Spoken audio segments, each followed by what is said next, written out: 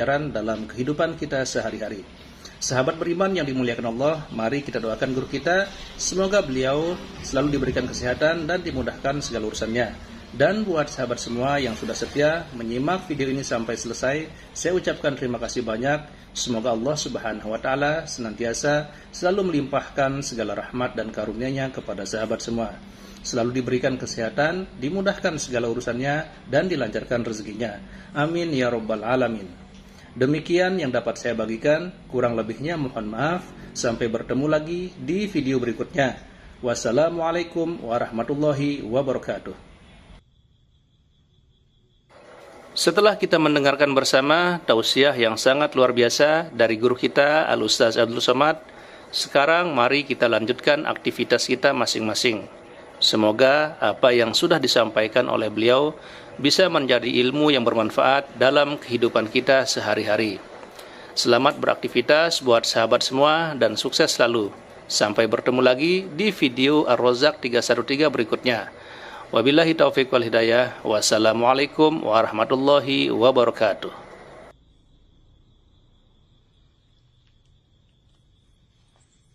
Bismillahirrahmanirrahim. Assalamualaikum warahmatullahi wabarakatuh. Alhamdulillahirrabbilalamin. Wassalatu wassalamu ala asyrafil anbiya'i wal mursalin Sayyidina Muhammadin wa ala alihi wa sahbihi ajma'in, amma ba'du.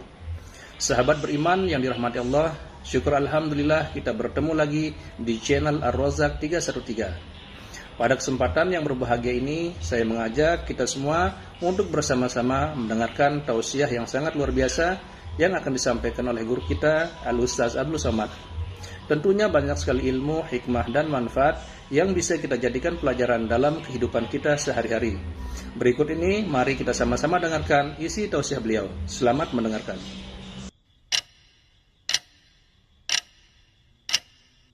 Mengapa Israel ini ingin betul mengambil Palestina ini? Apa yang ada di Palestina?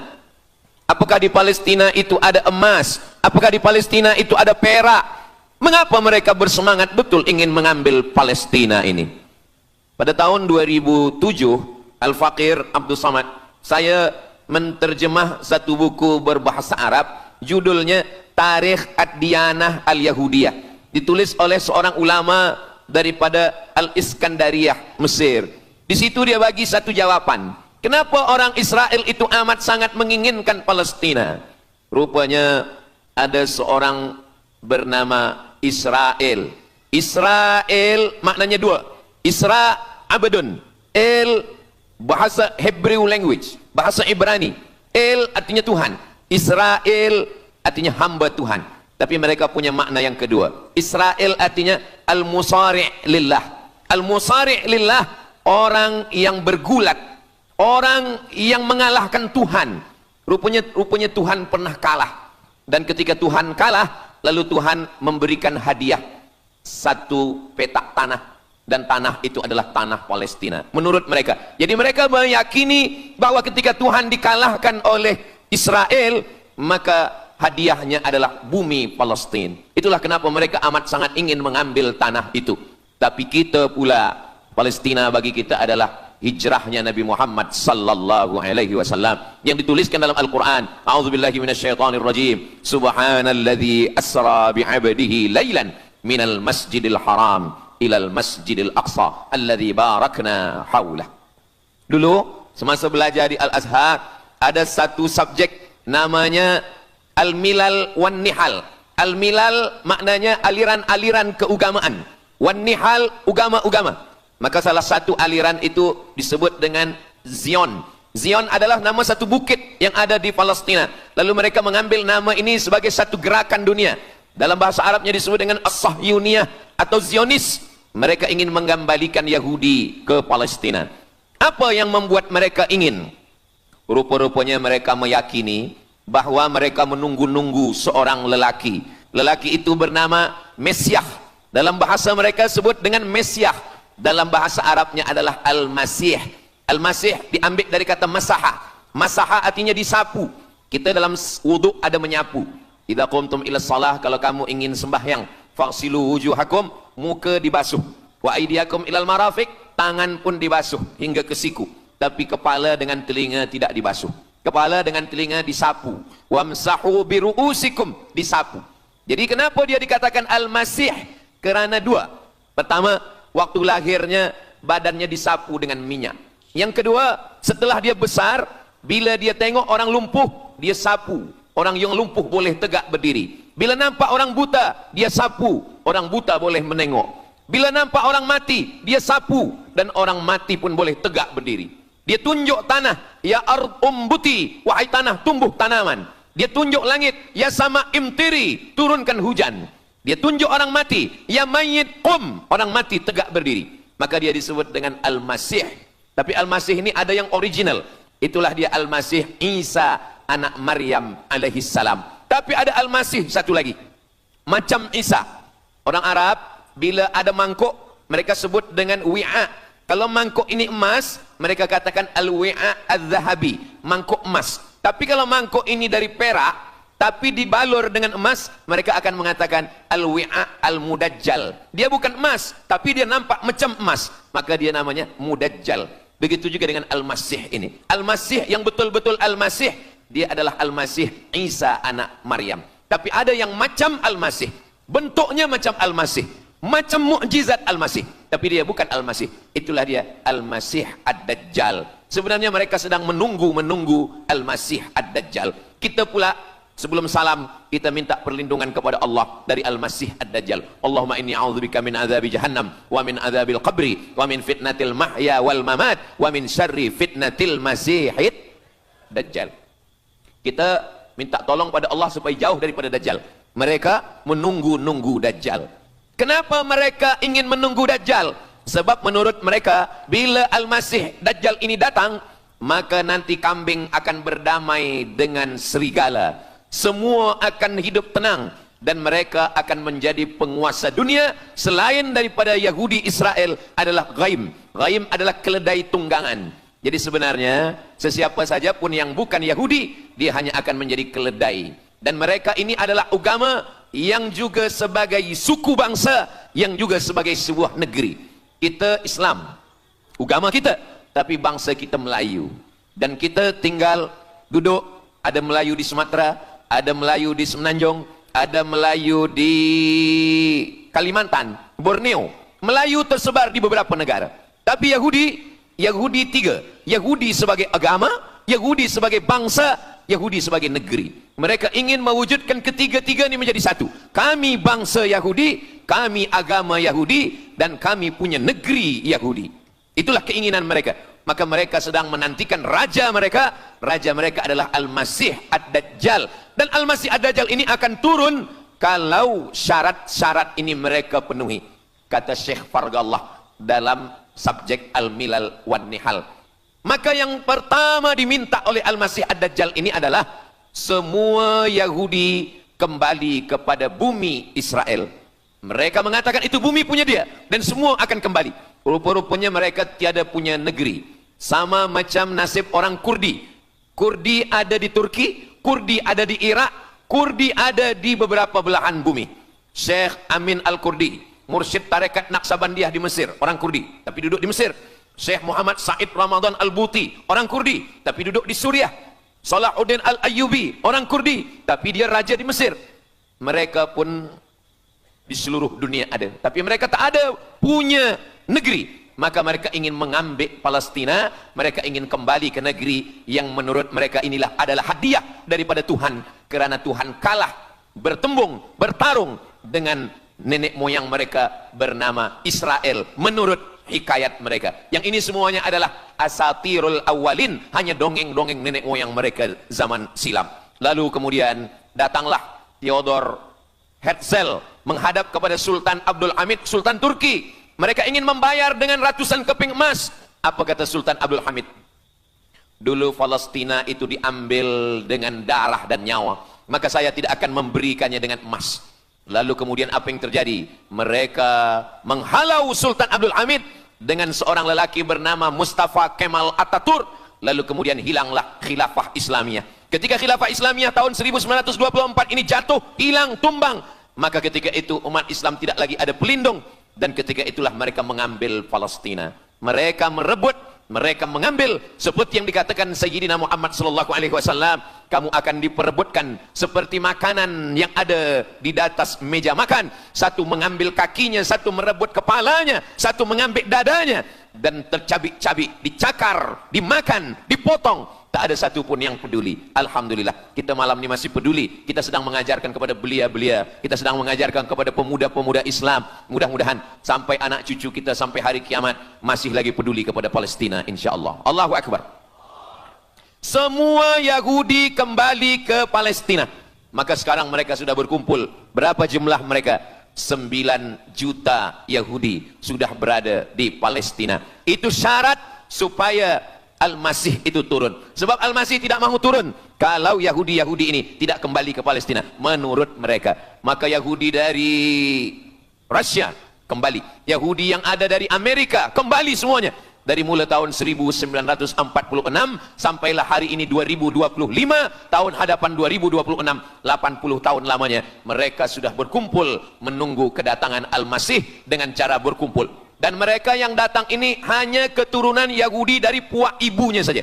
Yahudi ini tidak menerima dari puak ayah. Jadi kalau ada ayahnya Yahudi, emaknya tak Yahudi, dia tiada diterima. Sebab mereka guna dari puak ibu. Maka bila ibunya Yahudi, maka dia akan diterima. Ada satu Yahudi yang tidak diterima, Yahudi Falasha dari Afrika. Yahudi Falasha ini datang, mereka dari Ethiopia, mereka menyeberang ke Sudan, dari Sudan mereka masuk ke Mesir, dan mereka datang ke Palestina. Mereka pun nak masuk juga, tapi mereka tertolak. Sebab dia mengaku Yahudi, tapi kulit dia hitam.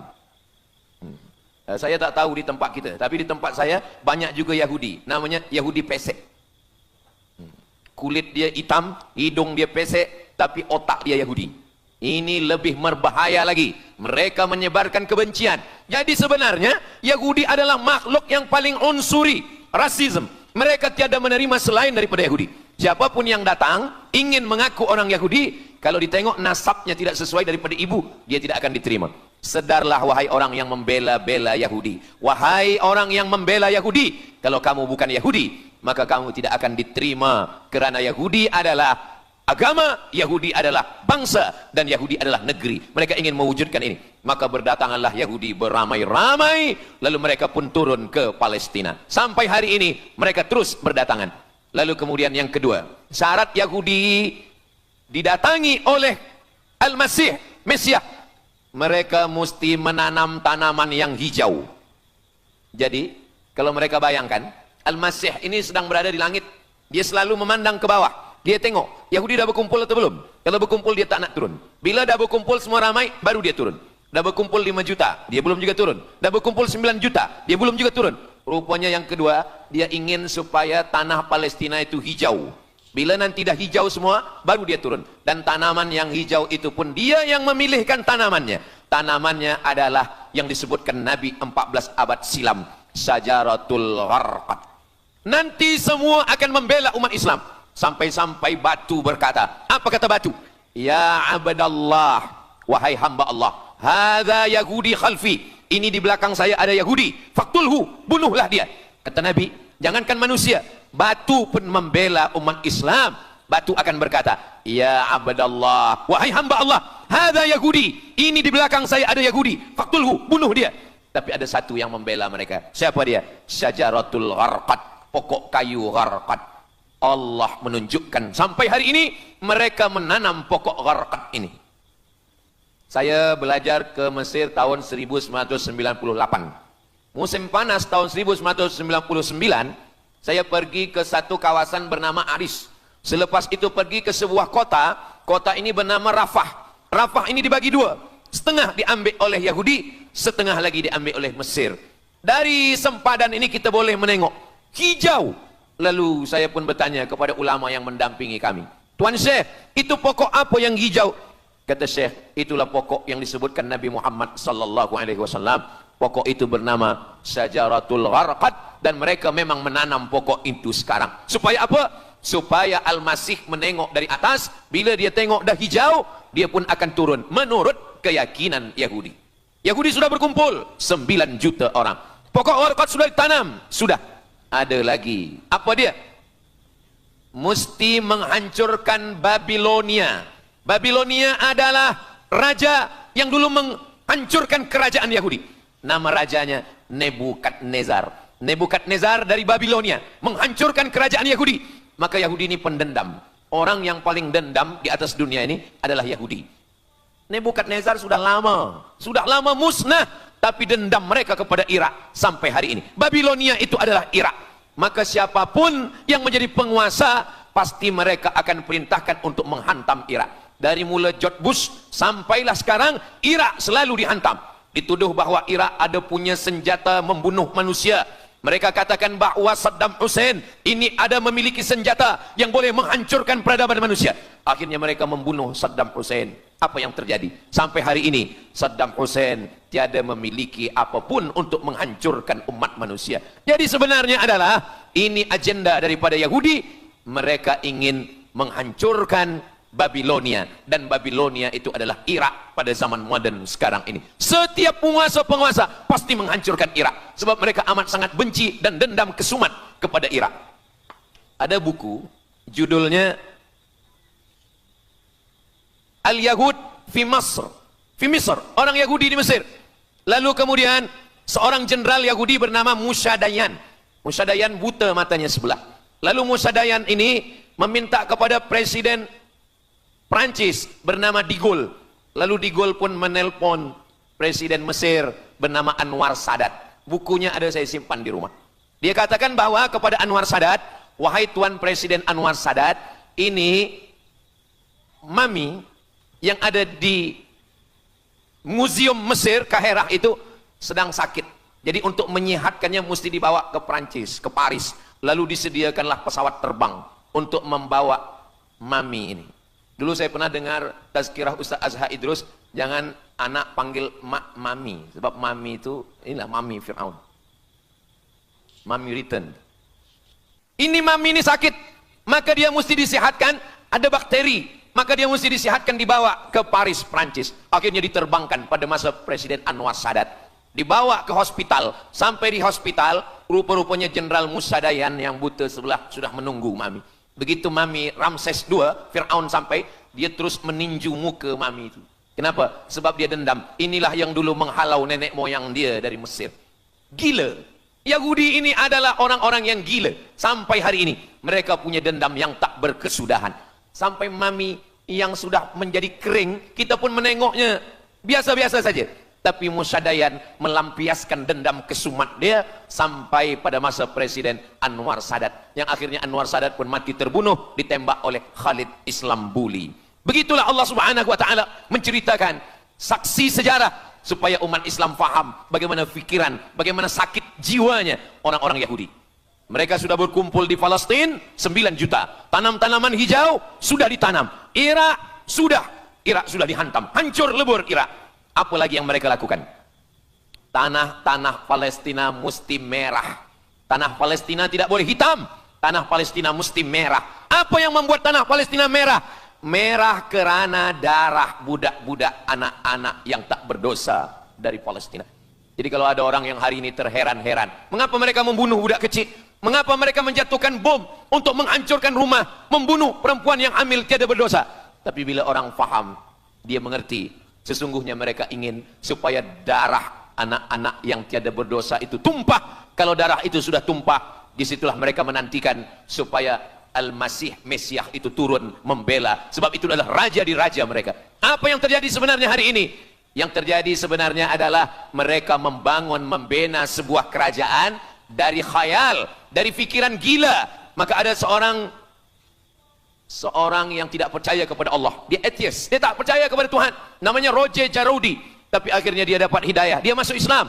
Selepas masuk Islam, dia tulis buku bahwa Israel, Yahudi mendirikan negara berdasarkan mitologi, berdasarkan khurafat, berdasarkan kisah-kisah bohong, dusta. Tapi mereka percaya dengan dusta itu. Lalu kemudian Roger Jarroudi ditangkap oleh pemerintah Prancis, dimasukkan ke dalam penjara. Bukunya diterjemahkan ke dalam bahasa Arab, diterjemahkan ke dalam bahasa Melayu. Roger Jarroudi, bagaimana orang Yahudi Israel membina kerajaan negara berdasarkan khayal, berdasarkan tipu, berdasarkan dusta, berdasarkan mitologi, berdasarkan asatirul awalin, dongeng-dongeng daripada nenek moyang mereka dulu. Lalu kemudian hari ini kita sudah menengok darah itu sudah tumpah merata-rata di tanah Palestina. Kenapa Al-Masih, Mesiah belum juga turun? Kenapa belum datang juga Mesiah yang mereka tunggu itu? Rupanya ada syarat lagi yang belum. Apa dia? Mereka mesti membina satu yang disebut dengan Haikal Sulaiman, Temple of King Solomon. Mereka meyakini bahwa raja mereka adalah Solomon, dan dia ada sebuah kuil yang mereka sebut, mereka tulis bukunya, Temple of King Solomon. Di mana letaknya? Letaknya adalah di atas Al-Masjidil Aqsa. Mereka ingin menghancurkan Al-Masjidil Aqsa, diratakan dengan tanah.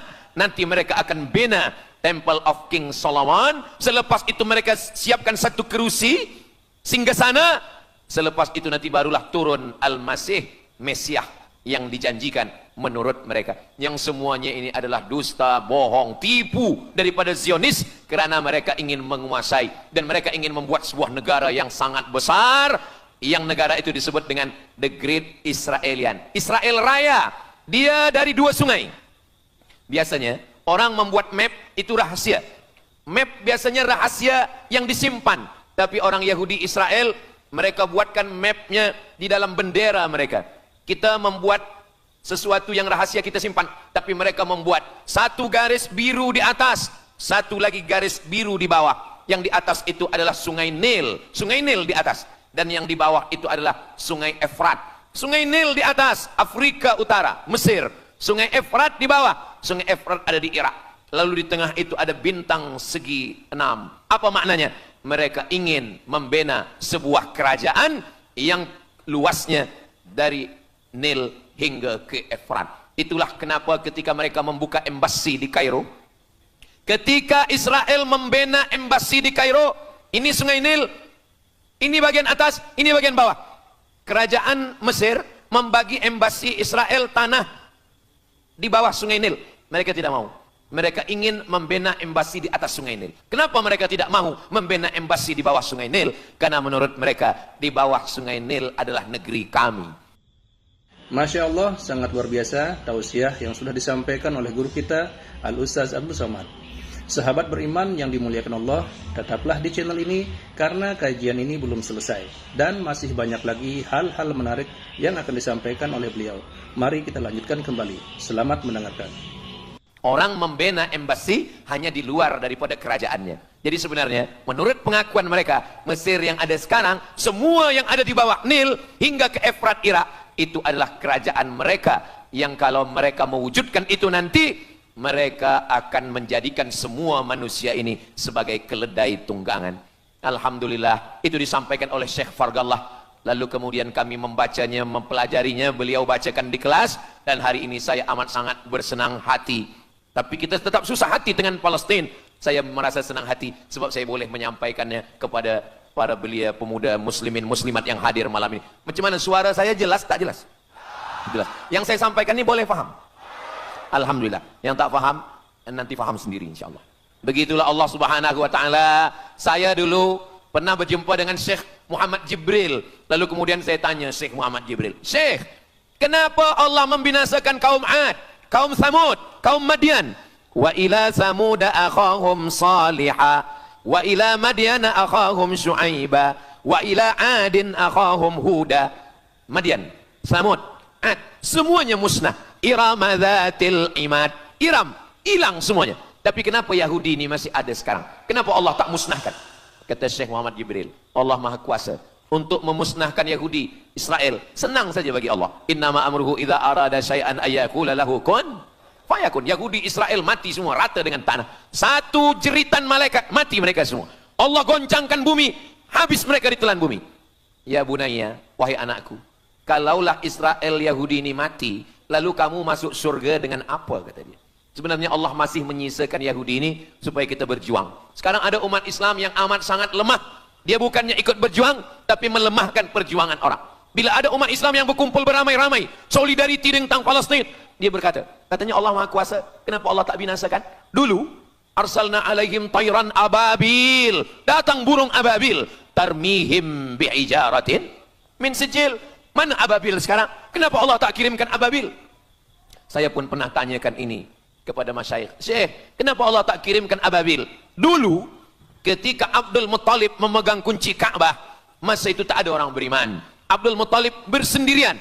Lalu kemudian dia datang ke Ka'bah. Dia letakkan kunci itu. Ya Allah, inna li hadzal baiti rabban yahmih. Saya sendiri seorang saja, saya tak sanggup untuk menolong Ka'bah. Inna li hadzal baiti rabban yahmih. Ka'bah ini ada pemiliknya. Ka'bah ini ada pelindungnya. Allah akan melindungi. Itulah mengapa Allah mengirimkan alam tara kaifa fa'ala rabbuka bi ashabil fil alam yaj'al kaidahum fi tadlil. Kenapa Allah kirimkan tayran ababil? Karena tidak ada orang beriman, hanya Abdul Muttalib sendiri. Tapi sekarang 2 miliar orang beriman yang bersyahadat asyhadu an la ilaha illallah wa asyhadu anna muhammadan rasulullah. Itulah kenapa Allah tidak mengirimkan tayran ababil. Itulah kenapa Allah tidak membuatkan goncangan. Itulah kenapa. Tapi sedikit banyak Allah mulai menurunkan pertolongannya. Kalau sudah datang pertolongan Allah Subhanahu wa taala, idza jaa nasrullah, kalau sudah datang pertolongan Allah, idza jaa nasrullah wal fath, kemenangan. Wa ra'aitan nasa yadkhuluna fi dinillahi afwaja. Insyaallah, alaysa subuhu biqarib. Subuh tak lama lagi. Pertolongan Allah pasti datang. Nasrum minallah wa fathun qarib. Hasbunallah wa ni'mal wakil. Ni'mal maula wa ni'man nasir. Wala haula wala quwata illa billahil aliyil azim. Kalau kita seorang cikgu, kalau kita seorang ulama, sampaikanlah kepada umat. Sebagai seorang ayah, sampaikan kepada anak. Sebagai seorang ahli keluarga, kita mesti ingatkan, buatkan baju dengan lambang, simbol, bendera penderitaan Palestina. Kalau kita menonton dengan keluarga di rumah, tontonkan bagaimana penderitaan anak-anak di Palestina. Saya di rumah ada gambar besar, gambar Palestina. Sehingga setiap kali tamu datang, kita bercerita, dia tanya, ini gambar apa nih Ustaz? Inilah gambar saudara kita yang sedang teraniaya di Palestina. Malam ini kita guna sorban, kita pakai sorban yang mengingatkan kita kepada Palestina. Apapun yang kita lakukan, jangan lupa menyampaikan khutbah Jumat, kunut nazilah, Allahumma ansuril Islam wal muslimina fi Palestina. Silahul mu'min, ad-du'a silahul mu'min. Kalau kita tiada senjata lagi, maka sesungguhnya doa. Man lam yahtam bi amril muslimin, siapa yang tak peduli kepada penderitaan saudaranya di Palestina, falaisa minhum, dia tidak diakui sebagai umat Nabi Muhammad sallallahu alaihi wasallam. Orang beriman bukan setakat sembahyang subuh, zuhur, asar, maghrib, isya. Orang beriman bukan setakat ditengok berapa kali dia ke Baitullah haji dan umrah, tapi orang beriman bagaimana perasaan dia kepada saudaranya. Maka kata Nabi SAW, la yu'minu ahadukum, kamu tidak beriman, kalaupun kamu beriman, belum sempurna, hatta yuhibba li akhi, sampai engkau sayang kepada saudaramu. Ma yuhibbu li nafsih, sayang kepada saudara seperti sayang pada diri sendiri. Kalau anak saudara kita di Palestina teraniaya, kita lebih teraniaya. Kalau pipi kita dicubit sakit, begitu juga dengan saudara kita di Palestina. Kita memang hidup pada zaman yang susah, yang payah. Beruntunglah datuk nenek moyang kita 100 tahun yang lampau. Mereka selamat dari fitnah ini. Tapi kita pun tak boleh mengutuk nasib. Mengapa saya hidup sekarang? Kenapa kami hidup tahun 1447 ini ya Allah? Tentu ada hikmahnya. Allah hidupkan kita hari ini. Kenapa saya tak hidup zaman Nabi? Kalau ada pemuda belia sekarang datang kepada Ustaz Abdul Somad. Ustaz Somad, kenapa saya tak hidup zaman Nabi? Kalau saya hidup zaman Nabi mungkin saya baik. Kamu yang komplain kepada Allah, kalau kamu hidup zaman Nabi mungkin tidak ikut Nabi, ikut Abu Lahab, ikut Abu Jahal. Kita dihidupkan Allah hari ini. Kita masih bersama dengan guru kita, Al-Fadhil Ustaz Azhar Idrus. Kita masih bersama dengan orang-orang baik, orang mulia. Alaikum bil jamaah. Kata Nabi SAW, man syadza syadza finnar. Jangan bersendirian. Sendirian masuk neraka. Kita mesti berjamaah. Alhamdulillah. Yang ada kuasa dengan kuasanya. Yang ada fatwa dengan fatwanya. Yang ada ilmu dengan ilmunya. Bagi penuntut-penuntut, pelajar-pelajar, tonton. Buat video. Buat apapun yang boleh kita buat, share, gambar, semuanya itu ada tanggung jawab kita di hadapan Allah Subhanahu wa taala. Kullukum ra'in, setiap kamu pemimpin, hadap ke Baitul Maqdis 17 hingga 18 bulan sampai akhirnya pada bulan Sya'ban turun ayat qad nara taqalluba wajhika fis sama, kami menengok wajah engkau menghadap ke arah langit. Fawalli wajhaka syatral masjidil haram, hadapkanlah wajahmu ke arah Masjidil Haram. Lalu Nabi pun menghadap ke arah Masjidil Haram. Selepas itu sahabat datang beramai-ramai menjumpai Nabi Muhammad SAW. Ya Rasulullah, bagaimana saudara kami yang sembahyang, yang sholat 16 bulan, 17 bulan, 18 bulan, dia menghadap ke Palestina. Apakah sholatnya diterima Allah? Turun ayat, wa ma kana Allahu liyudhi'a imanahum. Tafsirnya, wa ma kana Allahu liyudhi'a sholatahum. Allah tidak menyia-nyiakan sembahyang mereka. Allah tidak menyia-nyiakan salat mereka. Sembahyang mereka yang dulu menghadap ke Baitul Maqdis diterima Allah atau tidak? Itu yang mereka cemaskan, itu yang mereka khawatirkan. Sembahyang yang 18 bulan itu yang mereka takutkan. Bagaimana kita sekarang? Bagaimana sembahyang saudara kita? Bagaimana puasa mereka? Bagaimana musim sejuk? Mereka sejuk. Bagaimana mereka tak boleh makan, tak boleh minum? Kalau kita sudah berbuat di luar kemampuan kita, kita tidak akan dituntut di hadapan Allah. La yukallifullahu nafsan illa wus'aha. Mudah-mudahan apa yang kita lakukan malam ini, kita bangkitkan semangat jamaah. Selemah-lemahnya adalah doa. Selemah-lemah kekuatan orang beriman adalah melafazkan doa kepada Allah supaya Allah memberikan pertolongan. Tak ada yang susah bagi Allah Subhanahu wa taala. Itulah yang boleh Al-Fakir sampaikan pada malam hari ini, solidariti kita tentang Palestina. Mudah-mudahan ada manfaatnya. Banyak cakap kata yang tak berkenan di hati, menyinggung perasaan. Saya memohon maaf beribu-ribu maaf. Mudah-mudahan yang kita lakukan malam ini diridhoi Allah Subhanahu wa taala dan boleh kita bawa bekal menghadap Allah. Bila kita mati ditanya oleh Allah, inilah jawaban kita. Kami sudah berkumpul, kami sudah bangkitkan semangat, kami sudah berdoa, kami sudah menjelaskan bagaimana jahatnya Yahudi di Palestina. Akhirnya saya tutup dengan pantun penutup, menangkap puyuh di Bukit Selasih. Thank you dan terima kasih. Aku lu qauli hadza astaghfirullah li wa lakum. Allahu akbar. Allahu akbar. Allahu akbar. Sallu ala Nabi Muhammad. Allahumma salli ala Sayyidina Muhammad wa ala ali Sayyidina Muhammad. Terima kasih segala perhatian. Mohon maaf segala kesilapan dan kekhilafan. Wassalamualaikum warahmatullahi wabarakatuh. Alhamdulillahirrabbilalamin. Demikianlah tausiah yang sangat luar biasa yang sudah kita dengarkan bersama dari guru kita Al-Ustaz Abdul Somad. Tentunya banyak sekali ilmu, hikmah dan manfaat yang bisa kita jadikan pelajaran dalam kehidupan kita sehari-hari. Sahabat beriman yang dimuliakan Allah, mari kita doakan guru kita, semoga beliau selalu diberikan kesehatan dan dimudahkan segala urusannya. Dan buat sahabat semua yang sudah setia menyimak video ini sampai selesai, saya ucapkan terima kasih banyak. Semoga Allah Subhanahu wa taala senantiasa selalu melimpahkan segala rahmat dan karunia-Nya kepada sahabat semua.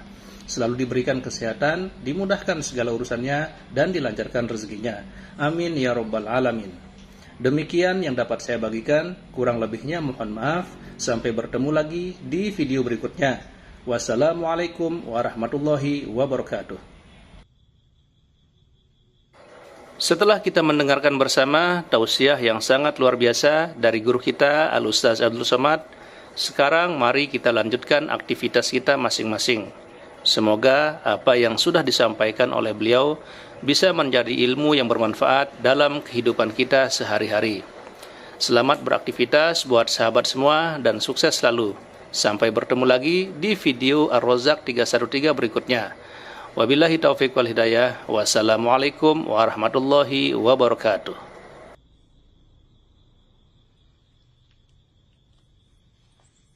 Bismillahirrahmanirrahim. Assalamualaikum warahmatullahi wabarakatuh.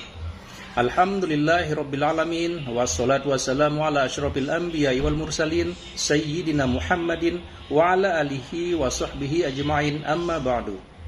Sahabat beriman yang dirahmati Allah, syukur alhamdulillah kita bertemu lagi di channel Ar-Razzaq 313. Pada kesempatan yang berbahagia ini, saya mengajak kita semua untuk bersama-sama mendengarkan tausiah yang sangat luar biasa yang akan disampaikan oleh guru kita Al-Ustaz Abdul Somad. Tentunya banyak sekali ilmu, hikmah dan manfaat yang bisa kita jadikan pelajaran dalam kehidupan kita sehari-hari. Berikut ini mari kita sama-sama dengarkan isi tausiah beliau. Selamat mendengarkan.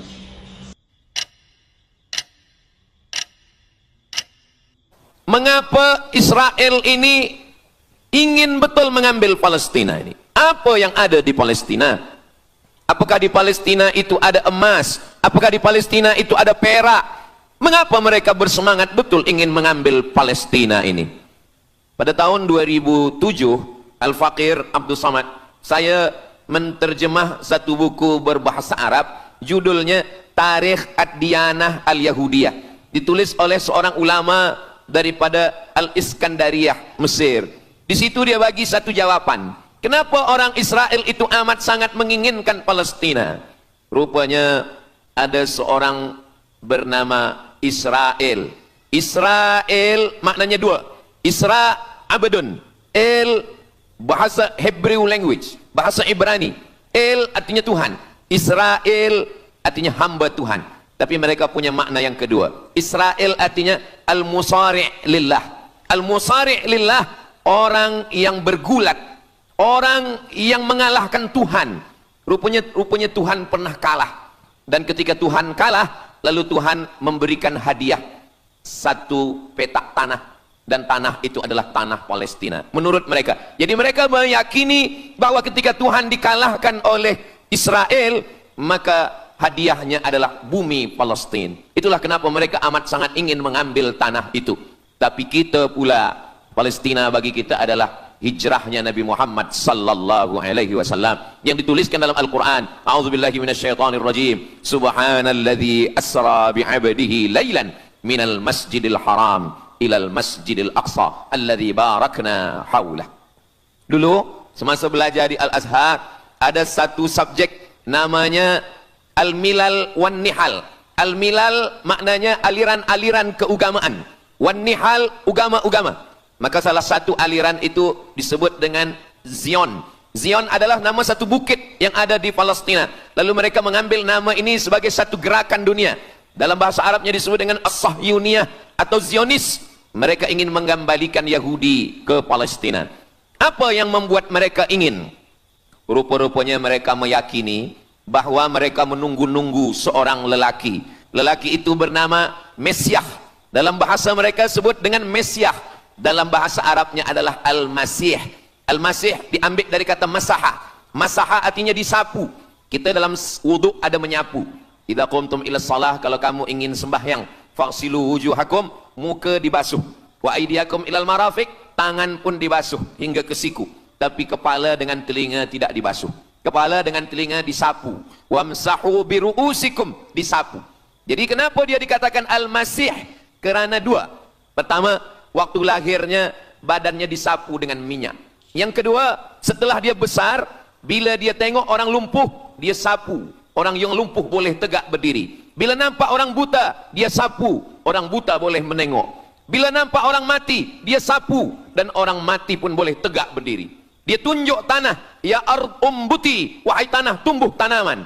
Dia tunjuk langit, ya sama imtiri, turunkan hujan. Dia tunjuk orang mati, ya mayyit qum, orang mati tegak berdiri. Maka dia disebut dengan Al-Masih.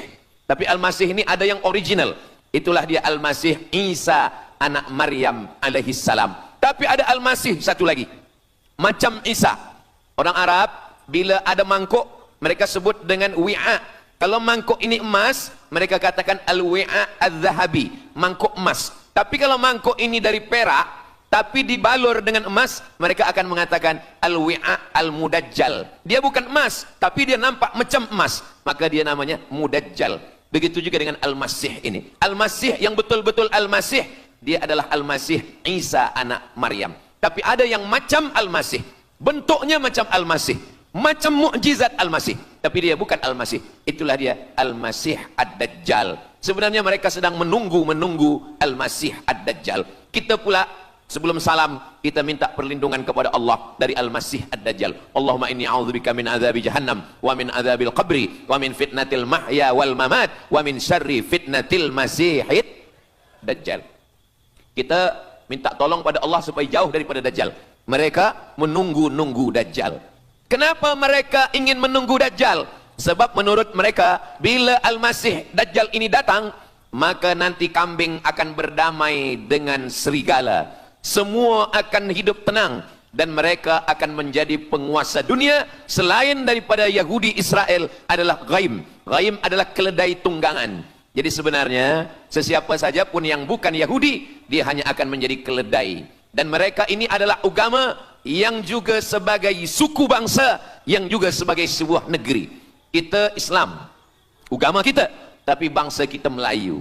Dan kita tinggal duduk, ada Melayu di Sumatera, ada Melayu di Semenanjung, ada Melayu di Kalimantan, Borneo. Melayu tersebar di beberapa negara. Tapi Yahudi tiga. Yahudi sebagai agama, Yahudi sebagai bangsa, Yahudi sebagai negeri. Mereka ingin mewujudkan ketiga-tiga ini menjadi satu. Kami bangsa Yahudi, kami agama Yahudi, dan kami punya negeri Yahudi. Itulah keinginan mereka. Maka mereka sedang menantikan raja mereka. Raja mereka adalah Al-Masih Ad-Dajjal. Dan Al-Masih Ad-Dajjal ini akan turun kalau syarat-syarat ini mereka penuhi. Kata Syekh Fargallah, dalam subjek Al-Milal wan Nihal. Maka yang pertama diminta oleh Al-Masih Ad-Dajjal ini adalah semua Yahudi kembali kepada bumi Israel. Mereka mengatakan itu bumi punya dia dan semua akan kembali. Rupa-rupanya mereka tiada punya negeri. Sama macam nasib orang Kurdi. Kurdi ada di Turki, Kurdi ada di Irak, Kurdi ada di beberapa belahan bumi.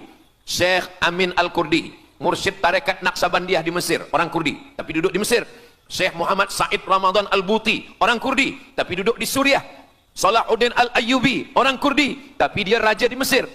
Mereka pun di seluruh dunia ada, tapi mereka tak ada punya negeri. Maka mereka ingin mengambil Palestina, mereka ingin kembali ke negeri yang menurut mereka inilah adalah hadiah daripada Tuhan, kerana Tuhan kalah bertembung, bertarung dengan nenek moyang mereka bernama Israel menurut hikayat mereka. Yang ini semuanya adalah asatirul awalin, hanya dongeng-dongeng nenek moyang mereka zaman silam.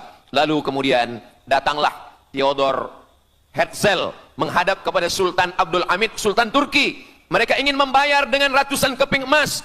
Apa kata Sultan Abdul Hamid? Dulu Palestina itu diambil dengan darah dan nyawa, maka saya tidak akan memberikannya dengan emas. Lalu kemudian apa yang terjadi? Mereka menghalau Sultan Abdul Hamid dengan seorang lelaki bernama Mustafa Kemal Ataturk. Lalu kemudian hilanglah khilafah Islamiyah. Ketika khilafah Islamiyah tahun 1924 ini jatuh, hilang, tumbang, maka ketika itu umat Islam tidak lagi ada pelindung. Dan ketika itulah mereka mengambil Palestina. Mereka merebut, mereka mengambil, seperti yang dikatakan Sayyidina Muhammad sallallahu alaihi wasallam, kamu akan diperebutkan seperti makanan yang ada di atas meja makan. Satu mengambil kakinya, satu merebut kepalanya, satu mengambil dadanya, dan tercabik-cabik, dicakar, dimakan, dipotong. Tak ada satu pun yang peduli. Alhamdulillah, kita malam ini masih peduli. Kita sedang mengajarkan kepada belia-belia, kita sedang mengajarkan kepada pemuda-pemuda Islam. Mudah-mudahan sampai anak cucu kita sampai hari kiamat masih lagi peduli kepada Palestina, insyaAllah. Allahu Akbar. Semua Yahudi kembali ke Palestina. Maka sekarang mereka sudah berkumpul. Berapa jumlah mereka? 9 juta Yahudi sudah berada di Palestina. Itu syarat supaya Al-Masih itu turun. Sebab Al-Masih tidak mahu turun kalau Yahudi-Yahudi ini tidak kembali ke Palestina menurut mereka. Maka Yahudi dari Rusia kembali, Yahudi yang ada dari Amerika kembali semuanya. Dari mulai tahun 1946 sampailah hari ini 2025, tahun hadapan 2026, 80 tahun lamanya mereka sudah berkumpul menunggu kedatangan Al-Masih dengan cara berkumpul. Dan mereka yang datang ini hanya keturunan Yahudi dari puak ibunya saja. Yahudi ini tidak menerima dari puak ayah. Jadi kalau ada ayahnya Yahudi, emaknya tak Yahudi, dia tiada diterima. Sebab mereka guna dari puak ibu. Maka bila ibunya Yahudi, maka dia akan diterima. Ada satu Yahudi yang tidak diterima, Yahudi Falasha dari Afrika. Yahudi Falasha ini datang, mereka dari Ethiopia, mereka menyeberang ke Sudan, dari Sudan mereka masuk ke Mesir, dan mereka datang ke Palestina. Mereka pun nak masuk juga, tapi mereka tertolak. Sebab dia mengaku Yahudi, tapi kulit dia hitam.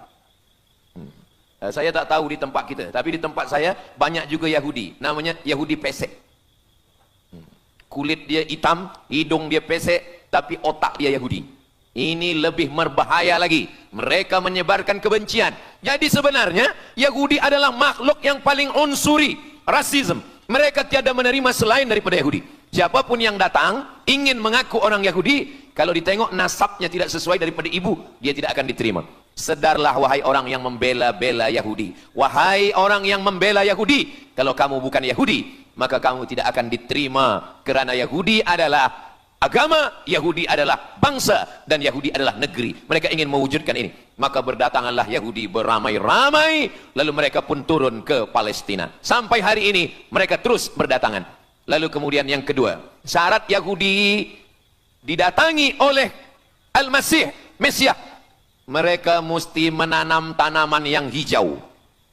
Jadi kalau mereka bayangkan, Al-Masih ini sedang berada di langit, dia selalu memandang ke bawah. Dia tengok, Yahudi dah berkumpul atau belum? Kalau berkumpul dia tak nak turun. Bila dah berkumpul semua ramai, baru dia turun. Dah berkumpul 5 juta, dia belum juga turun. Dah berkumpul 9 juta, dia belum juga turun. Rupanya yang kedua, dia ingin supaya tanah Palestina itu hijau. Bila nanti dah hijau semua, baru dia turun. Dan tanaman yang hijau itu pun dia yang memilihkan tanamannya. Tanamannya adalah yang disebutkan Nabi 14 abad silam, Syajaratul Gharqad. Nanti semua akan membela umat Islam. Sampai-sampai batu berkata, apa kata batu? Ya abdallah, wahai hamba Allah, hadza Yahudi khalfi, ini di belakang saya ada Yahudi, faktulhu, bunuhlah dia. Kata Nabi, jangankan manusia, batu pun membela umat Islam. Batu akan berkata, ya abdallah, wahai hamba Allah, hadza Yahudi, ini di belakang saya ada Yahudi, faktulhu, bunuh dia. Tapi ada satu yang membela mereka. Siapa dia? Syajaratul Gharqad, pokok kayu Gharqad. Allah menunjukkan sampai hari ini mereka menanam pokok Gharqad ini. Saya belajar ke Mesir tahun 1998. Musim panas tahun 1999, saya pergi ke satu kawasan bernama Aris. Selepas itu pergi ke sebuah kota, kota ini bernama Rafah. Rafah ini dibagi dua, setengah diambil oleh Yahudi, setengah lagi diambil oleh Mesir. Dari sempadan ini kita boleh menengok hijau. Lalu saya pun bertanya kepada ulama yang mendampingi kami, Tuan Syekh, itu pokok apa yang hijau? Kata Syekh, itulah pokok yang disebutkan Nabi Muhammad sallallahu alaihi wasallam. Pokok itu bernama Syajaratul Gharqad, dan mereka memang menanam pokok itu sekarang. Supaya apa? Supaya Al-Masih menengok dari atas, bila dia tengok dah hijau, dia pun akan turun menurut keyakinan Yahudi. Yahudi sudah berkumpul 9 juta orang. Pokok Gharqad sudah ditanam, sudah. Ada lagi. Apa dia? Mesti menghancurkan Babilonia. Babilonia adalah raja yang dulu menghancurkan kerajaan Yahudi. Nama rajanya Nebukadnezar. Nebukadnezar dari Babilonia menghancurkan kerajaan Yahudi. Maka Yahudi ini pendendam. Orang yang paling dendam di atas dunia ini adalah Yahudi. Nebukadnezar sudah lama musnah. Tapi dendam mereka kepada Irak sampai hari ini. Babilonia itu adalah Irak. Maka siapapun yang menjadi penguasa, pasti mereka akan perintahkan untuk menghantam Irak. Dari mula George Bush sampailah sekarang, Irak selalu dihantam. Dituduh bahwa Irak ada punya senjata membunuh manusia. Mereka katakan bahwa Saddam Hussein ini ada memiliki senjata yang boleh menghancurkan peradaban manusia. Akhirnya mereka membunuh Saddam Hussein. Apa yang terjadi? Sampai hari ini Saddam Hussein tiada memiliki apapun untuk menghancurkan umat manusia. Jadi sebenarnya adalah ini agenda daripada Yahudi.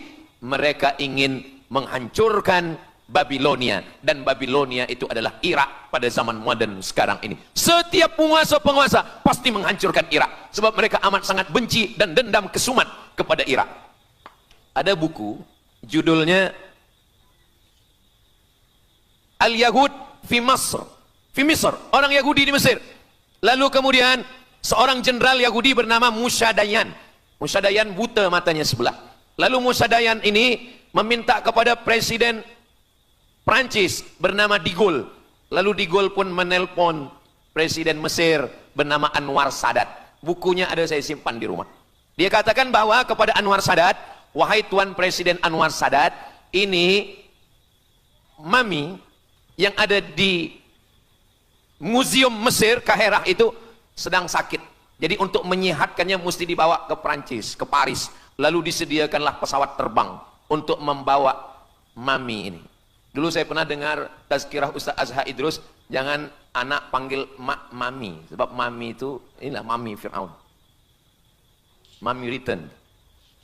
Ini mami ini sakit, maka dia mesti disihatkan, ada bakteri, maka dia mesti disihatkan, dibawa ke Paris, Prancis. Akhirnya diterbangkan pada masa Presiden Anwar Sadat. Dibawa ke hospital, sampai di hospital, rupa-rupanya Jenderal Musa Dayan yang buta sebelah sudah menunggu mami. Begitu mami Ramses II, Fir'aun sampai, dia terus meninju muka mami itu. Kenapa? Sebab dia dendam. Inilah yang dulu menghalau nenek moyang dia dari Mesir. Gila. Yahudi ini adalah orang-orang yang gila. Sampai hari ini, mereka punya dendam yang tak berkesudahan. Sampai mami yang sudah menjadi kering, kita pun menengoknya biasa-biasa saja. Tapi Musa Dayan melampiaskan dendam kesumat dia sampai pada masa Presiden Anwar Sadat, yang akhirnya Anwar Sadat pun mati terbunuh ditembak oleh Khalid Islambuli. Begitulah Allah Subhanahu wa taala menceritakan saksi sejarah supaya umat Islam faham bagaimana fikiran, bagaimana sakit jiwanya orang-orang Yahudi. Mereka sudah berkumpul di Palestina 9 juta. Tanam-tanaman hijau sudah ditanam. Irak sudah dihantam. Hancur lebur Irak. Apa lagi yang mereka lakukan? Tanah-tanah Palestina mesti merah. Tanah Palestina tidak boleh hitam. Tanah Palestina mesti merah. Apa yang membuat tanah Palestina merah? Merah karena darah budak-budak anak-anak yang tak berdosa dari Palestina. Jadi kalau ada orang yang hari ini terheran-heran, mengapa mereka membunuh budak kecil? Mengapa mereka menjatuhkan bom untuk menghancurkan rumah, membunuh perempuan yang hamil tiada berdosa? Tapi bila orang faham, dia mengerti, sesungguhnya mereka ingin supaya darah anak-anak yang tiada berdosa itu tumpah. Kalau darah itu sudah tumpah, disitulah mereka menantikan supaya Al-Masih Mesiah itu turun membela. Sebab itu adalah raja di raja mereka. Apa yang terjadi sebenarnya hari ini? Yang terjadi sebenarnya adalah mereka membangun, membina sebuah kerajaan dari khayal, dari fikiran gila. Maka ada seorang yang tidak percaya kepada Allah. Dia atheist, dia tak percaya kepada Tuhan. Namanya Roger Jaroudi. Tapi akhirnya dia dapat hidayah. Dia masuk Islam. Selepas masuk Islam, dia tulis buku bahwa Israel Yahudi mendirikan negara berdasarkan mitologi, berdasarkan khurafat, berdasarkan kisah-kisah bohong, dusta. Tapi mereka percaya dengan dusta itu.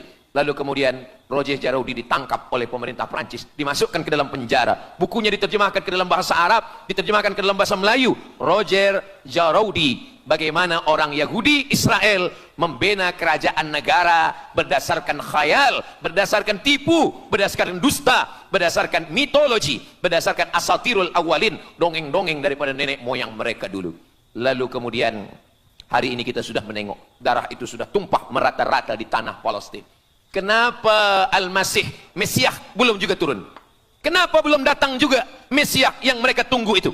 Rupanya ada syarat lagi yang belum. Apa dia? Mereka mesti membina satu yang disebut dengan Haikal Sulaiman, Temple of King Solomon.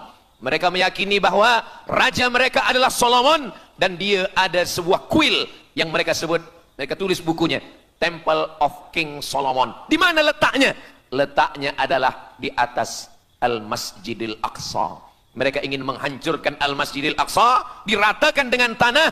Nanti mereka akan bina Temple of King Solomon. Selepas itu mereka siapkan satu kerusi singgasana. Selepas itu nanti barulah turun Al-Masih Mesiah yang dijanjikan menurut mereka. Yang semuanya ini adalah dusta, bohong, tipu daripada Zionis, kerana mereka ingin menguasai dan mereka ingin membuat sebuah negara yang sangat besar, yang negara itu disebut dengan The Great Israelian. Israel Raya, dia dari 2 sungai. Biasanya orang membuat map itu rahasia. Map biasanya rahasia yang disimpan. Tapi orang Yahudi Israel, mereka buatkan mapnya di dalam bendera mereka.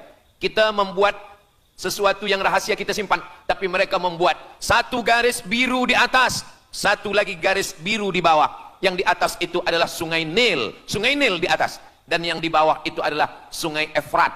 Sungai Nil di atas, Afrika Utara, Mesir. Sungai Efrat di bawah, sungai Efrat ada di Irak. Lalu di tengah itu ada bintang segi 6. Apa maknanya?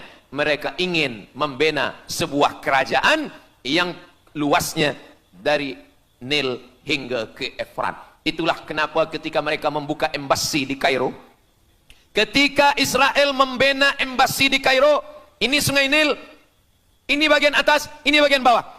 Kerajaan Mesir membagi embasi Israel tanah di bawah sungai Nil. Mereka tidak mau. Mereka ingin membina embasi di atas sungai Nil. Kenapa mereka tidak mau membina embasi di bawah sungai Nil? Karena menurut mereka di bawah sungai Nil adalah negeri kami. Masya Allah, sangat luar biasa tausiah yang sudah disampaikan oleh guru kita Al-Ustaz Abdul Somad.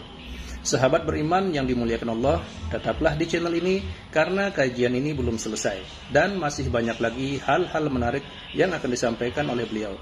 Mari kita lanjutkan kembali. Selamat mendengarkan. Orang membina embasi hanya di luar daripada kerajaannya. Jadi sebenarnya menurut pengakuan mereka, Mesir yang ada sekarang, semua yang ada di bawah Nil hingga ke Efrat Irak, itu adalah kerajaan mereka, yang kalau mereka mewujudkan itu nanti, mereka akan menjadikan semua manusia ini sebagai keledai tunggangan. Alhamdulillah, itu disampaikan oleh Syekh Fargallah Lalu kemudian kami membacanya, mempelajarinya, beliau bacakan di kelas, dan hari ini saya amat sangat bersenang hati. Tapi kita tetap susah hati dengan Palestina. Saya merasa senang hati sebab saya boleh menyampaikannya kepada para belia pemuda muslimin muslimat yang hadir malam ini. Macam mana suara saya, jelas tak jelas? Jelas. Yang saya sampaikan ini boleh faham? Alhamdulillah. Yang tak faham, nanti faham sendiri insyaAllah. Begitulah Allah Subhanahu wa ta'ala. Saya dulu pernah berjumpa dengan Syekh Muhammad Jibril. Lalu kemudian saya tanya Syekh Muhammad Jibril, Syekh, kenapa Allah membinasakan kaum Ad, kaum Samud, kaum Madian? Wa ila Samuda akhahum Salihah, wa ila Madiana akhahum Syuaiba, wa ila Adin akhahum Huda. Madian, Samud, Ad, semuanya musnah. Irama dzatil imad. Iram, hilang semuanya. Tapi kenapa Yahudi ini masih ada sekarang? Kenapa Allah tak musnahkan?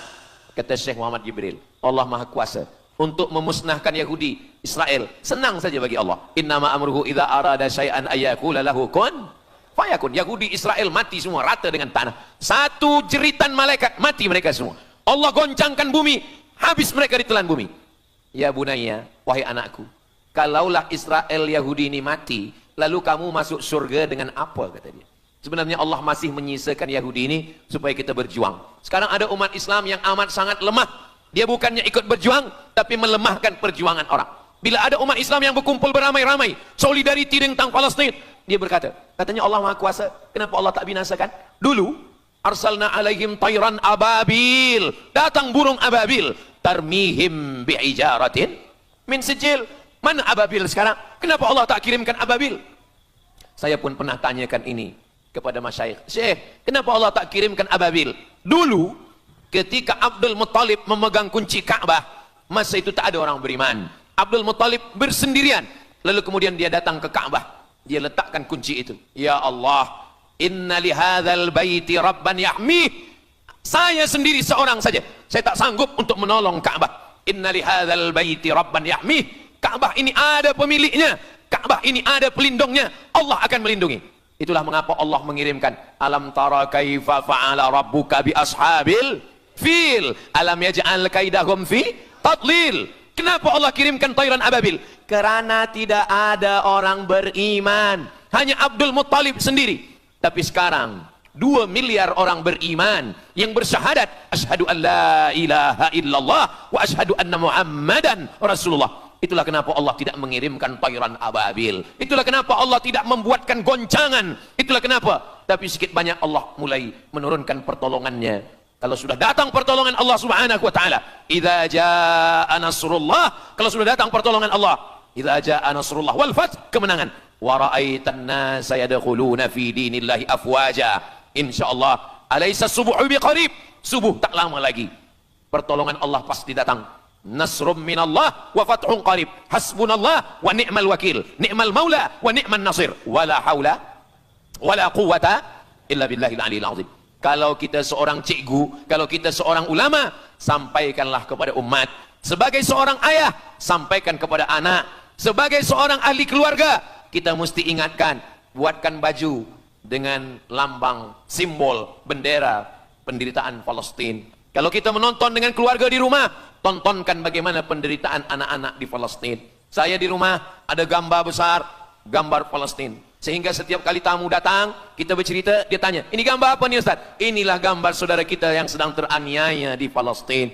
Malam ini kita guna sorban, kita pakai sorban yang mengingatkan kita kepada Palestina. Apapun yang kita lakukan, jangan lupa menyampaikan khutbah Jumat, kunut nazilah, Allahumma ansuril Islam wal muslimina fi Palestin.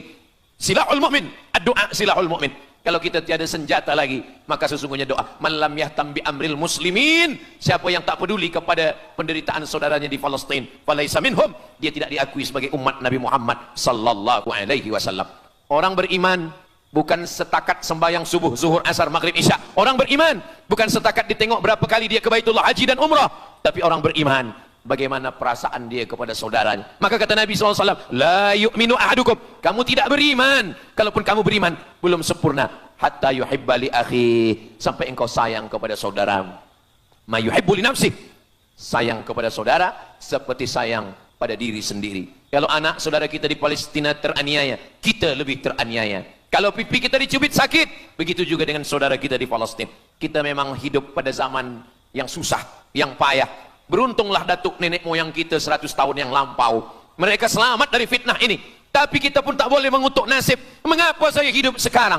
Kenapa kami hidup tahun 1447 ini ya Allah? Tentu ada hikmahnya. Allah hidupkan kita hari ini.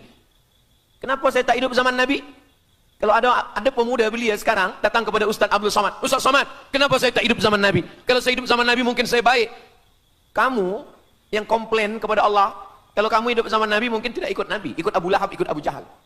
Kita dihidupkan Allah hari ini, kita masih bersama dengan guru kita, Al-Fadhil Ustaz Azhar Idrus. Kita masih bersama dengan orang-orang baik, orang mulia. Alaikum bil jamaah.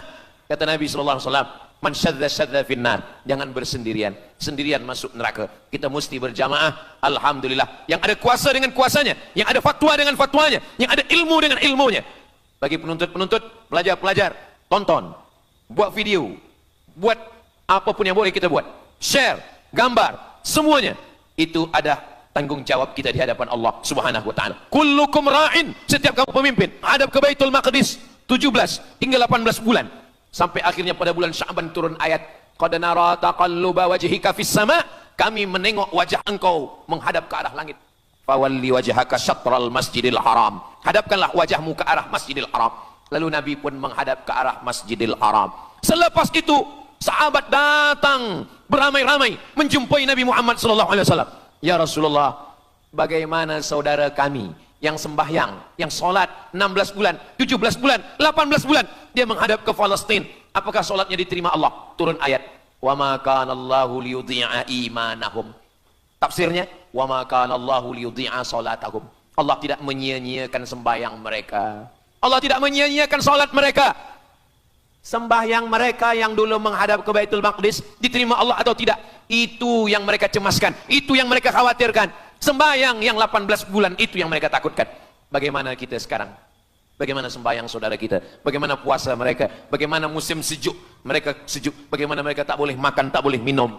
Kalau kita sudah berbuat di luar kemampuan kita, kita tidak akan dituntut di hadapan Allah. La yukallifullahu nafsan illa wus'aha. Mudah-mudahan apa yang kita lakukan malam ini, kita bangkitkan semangat jamaah. Selemah-lemahnya adalah doa. Selemah-lemah kekuatan orang beriman adalah melafazkan doa kepada Allah supaya Allah memberikan pertolongan. Tak ada yang susah bagi Allah Subhanahu wa taala. Itulah yang boleh Al-Fakir sampaikan pada malam hari ini, solidariti kita tentang Palestina. Mudah-mudahan ada manfaatnya. Banyak cakap kata yang tak berkenan di hati, menyinggung perasaan. Saya memohon maaf, beribu-ribu maaf. Mudah-mudahan yang kita lakukan malam ini diridhai Allah Subhanahu wa taala dan boleh kita bawa bekal menghadap Allah. Bila kita mati ditanya oleh Allah, inilah jawaban kita. Kami sudah berkumpul, kami sudah bangkitkan semangat, kami sudah berdoa, kami sudah menjelaskan bagaimana jahatnya Yahudi di Palestina. Akhirnya saya tutup dengan pantun penutup, menangkap puyuh di Bukit Selasi. Thank you dan terima kasih. Aku lu qauli hadza astaghfirullah li wa lakum. Allahu akbar. Allahu akbar. Allahu akbar. Sallu ala Nabi Muhammad. Allahumma salli ala Sayyidina Muhammad wa ala ali Sayyidina Muhammad. Terima kasih segala perhatian. Mohon maaf segala kesilapan dan kekhilafan. Wassalamualaikum warahmatullahi wabarakatuh. Alhamdulillahirrabbilalamin. Demikianlah tausiah yang sangat luar biasa yang sudah kita dengarkan bersama dari guru kita Al-Ustaz Abdul Somad. Tentunya banyak sekali ilmu, hikmah dan manfaat yang bisa kita jadikan pelajaran dalam kehidupan kita sehari-hari. Sahabat beriman yang dimuliakan Allah, mari kita doakan guru kita, semoga beliau selalu diberikan kesehatan dan dimudahkan segala urusannya. Dan buat sahabat semua yang sudah setia menyimak video ini sampai selesai, saya ucapkan terima kasih banyak. Semoga Allah Subhanahu wa taala senantiasa selalu melimpahkan segala rahmat dan karunia-Nya kepada sahabat semua. Selalu diberikan kesehatan, dimudahkan segala urusannya dan dilancarkan rezekinya. Amin ya rabbal alamin. Demikian yang dapat saya bagikan, kurang lebihnya mohon maaf. Sampai bertemu lagi di video berikutnya. Wassalamualaikum warahmatullahi wabarakatuh. Setelah kita mendengarkan bersama tausiah yang sangat luar biasa dari guru kita Al-Ustaz Abdul Somad, sekarang mari kita lanjutkan aktivitas kita masing-masing. Semoga apa yang sudah disampaikan oleh beliau bisa menjadi ilmu yang bermanfaat dalam kehidupan kita sehari-hari. Selamat beraktivitas buat sahabat semua dan sukses selalu. Sampai bertemu lagi di video Ar-Razzaq 313 berikutnya. Wabillahi taufiq wal hidayah. Wassalamualaikum warahmatullahi wabarakatuh.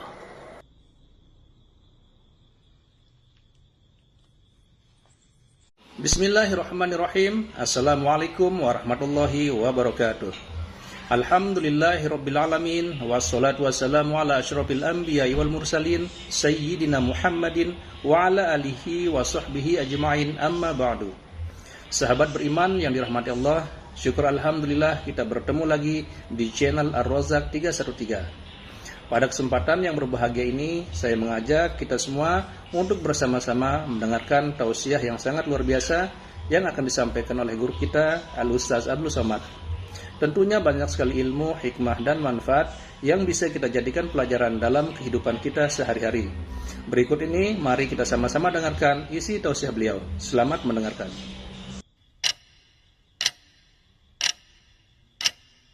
Mengapa Israel ini ingin betul mengambil Palestina ini? Apa yang ada di Palestina?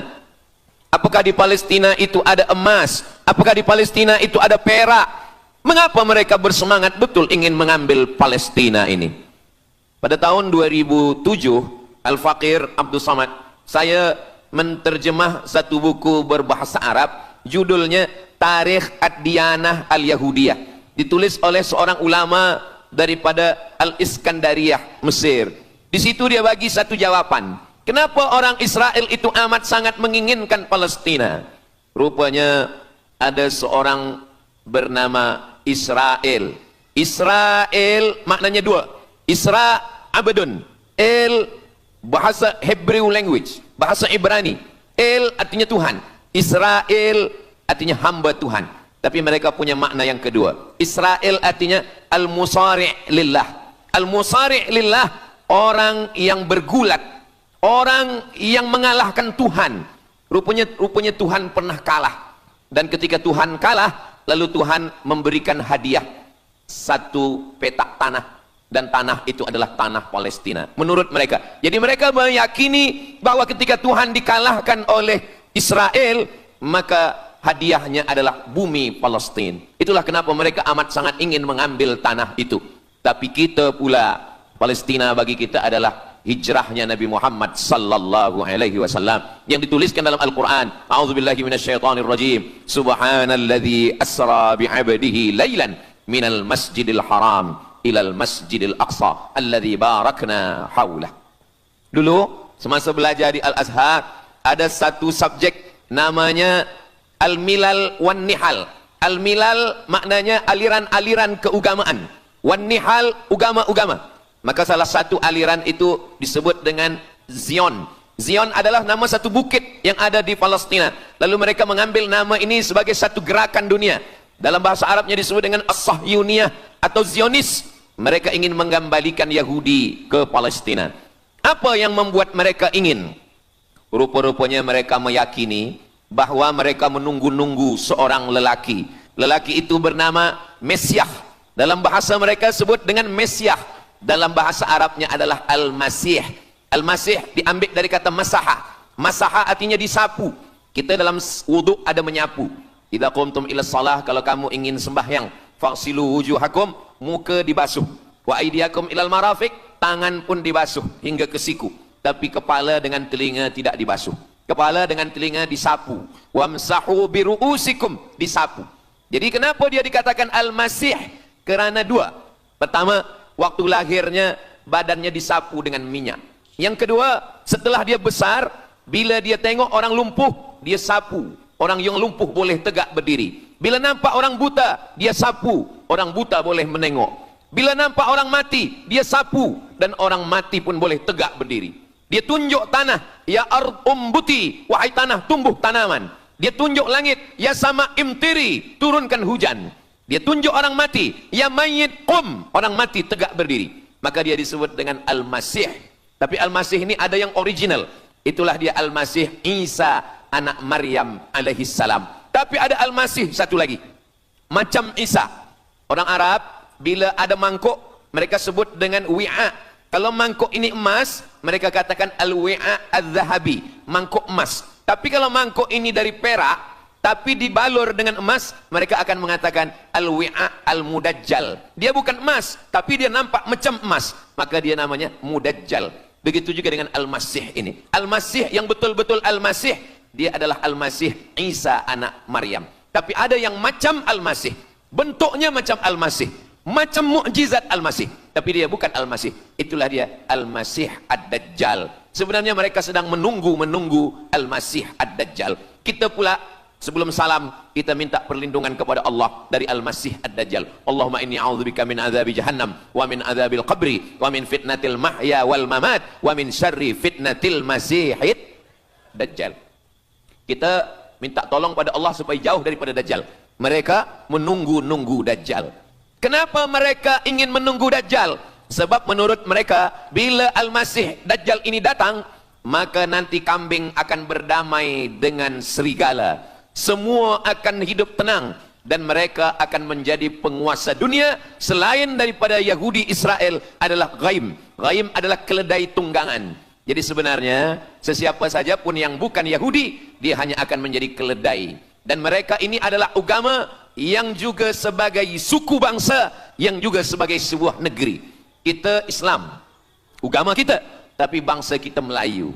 Dan kita tinggal duduk, ada Melayu di Sumatera, ada Melayu di Semenanjung, ada Melayu di Kalimantan, Borneo. Melayu tersebar di beberapa negara.